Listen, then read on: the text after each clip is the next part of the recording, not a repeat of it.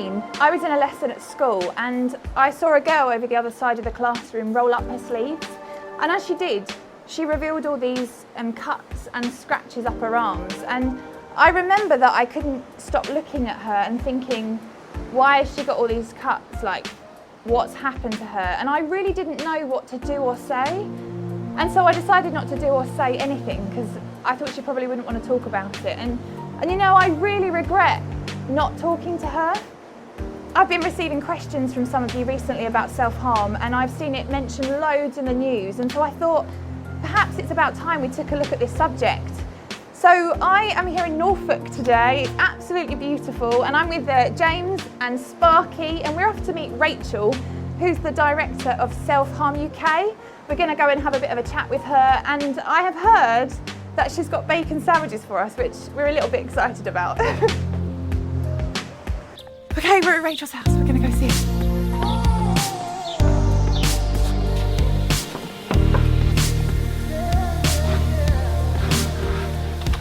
We made it! That's like the best thing I've ever heard.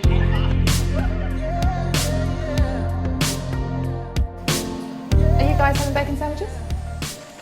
Yes? Shall I get the coffee cups?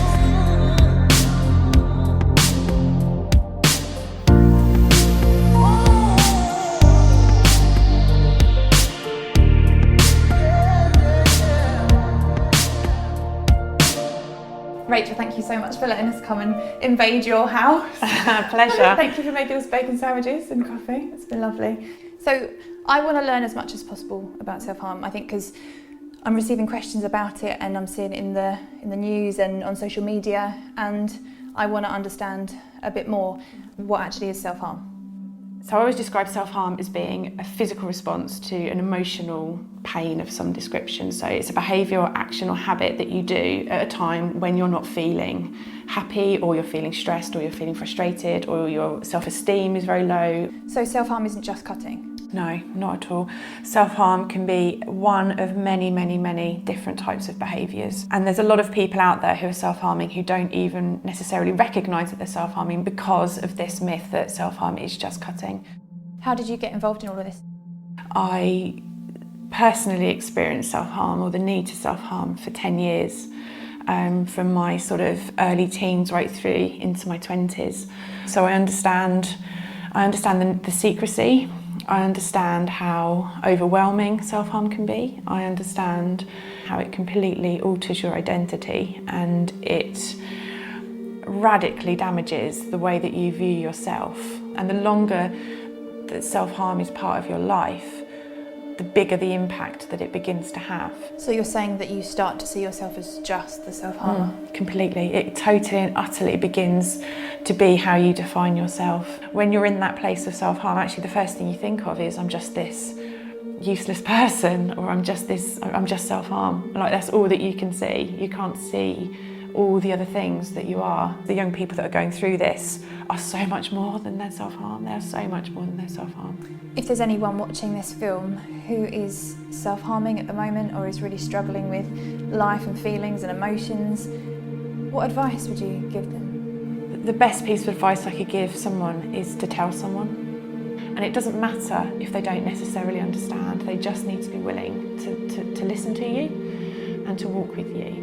But doing this by yourself is tough. It's really, really tough, and it is so important that you find somebody to tell. And if you don't know how to tell somebody, then get in touch with us. If you self-harm in response to feeling really angry and frustrated, you're going to have a lot of pent-up energy in those moments. A real physical release is going to be helpful. So whether that's running or trampolining or jumping or whatever, doing something that's physical is going to help meet that need, rather than, say, sitting down and doing some colouring in or something, which actually would be helpful for somebody who perhaps self-harms when they're feeling a bit disconnected from the world or in need of some kind of distraction. Can you recover from self-harm? Yes, you can. It's not an easy process. I think it can be a real uphill walk for a lot of people, and I think sometimes people get discouraged about recovering because they assume that recovery means that life is going to be perfect and that you're never going to feel stressed and you're never going to feel badly about yourself, that you're never going to have a bad day, that things aren't going to upset you anymore, and that's not reality because that's not how real life works. But recovery is always possible, and even when you're in the darkest of place, that's the thing that you have to hold on to, is that it can get better than this. But walking it with other people makes a huge difference, and so maybe the first step for someone is just being brave enough to tell somebody that it's happening at all, really. But it's really important that anyone who is in the darkness of self-harm understands that there is absolute light and hope at the end of that path if they just keep on walking it. And not losing hope is the most important thing, and that's the key to finding a way back and a place of recovery, is the not giving up. Rachel, thank you so much for being so honest and letting me ask all my questions and quiz you. I really appreciate all your answers and just helping us to get our head around this subject of self-harm. It's an absolute pleasure. I'm so glad you came.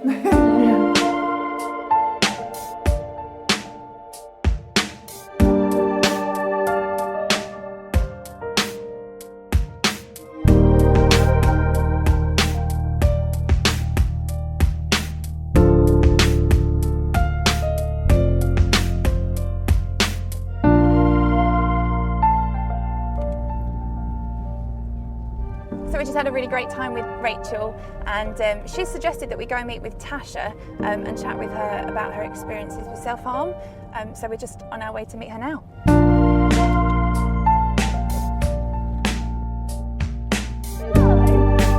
This is James and this is Sparky. Hi, Oh, it's chilly. It's freezing. Should we go find some place to chat? Yeah?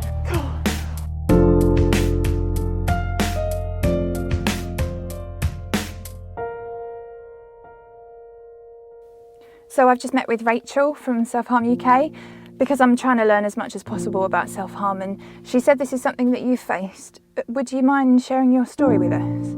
I think I was about 13 when it all first started. I didn't really know what self-harm was. For me, when I self-harm, it's about letting that inner scream out. How do you feel after you've harmed yourself?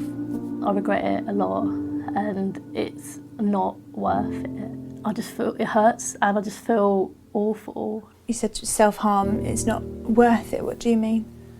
It still sometimes doesn't take away that inner scream. It's just an instant thing to do. It doesn't go away. It's the depression is still there, and now all you've got is a bleeding wrist or sick in the toilet or on the floor. I realised this quite quickly when I left uni, that you don't know who your real friends are till you're in your darkest place, and they're the ones sticking by you going, I don't understand it, but I'm going to help you.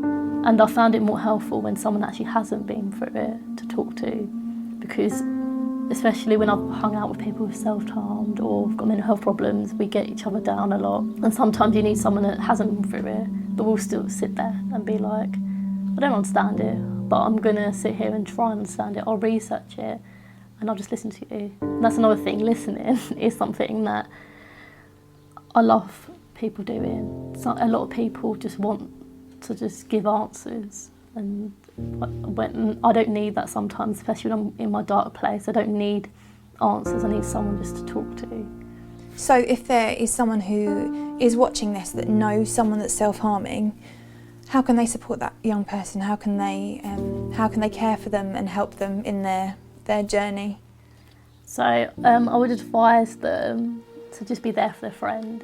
Even though they don't understand, just be there. You don't have to understand. Just listen to them, why they self-harming, ask them, just be the friend they need. So do you feel like you've gradually progressed? Yeah, I feel like I have. I'm definitely not the 13-year-old Tasha, but I do have a hope for all self-harmers that we all together will get over this struggle. That even though we will have these scars to remind us we may have been broken, but we're not anymore. We will all make it through, that there is a light at the end of the tunnel. We will break through this depression and self-harm. And I'll stand and be like, do you know what, I got through my struggle. I got through it. Natasha, thank you so much for coming and meeting with us and sharing your story and your experiences. I really appreciate you being so honest with us. No, just thank you for letting me just share my story.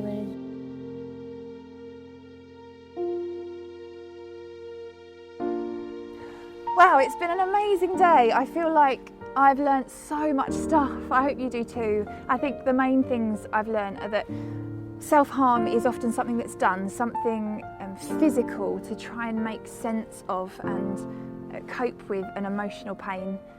We've heard the importance of telling someone what's going on and how you're feeling, even if they don't understand, that it's really important not to shut yourself away and be alone in this, but to walk with others and to allow people to help you. We've heard that actually you shouldn't define yourself by the self-harm. Self-harm is not who you are. It's a really tiny part of you, and you are so much more than that. And I think the great thing that we've heard is that there is hope in all of this, that you can move forward, and very often you are a lot stronger than you think you are. Hopefully you feel like you know a lot more about self-harm. I know I do. If you want more information, then there are links below, but I think it's time to go home.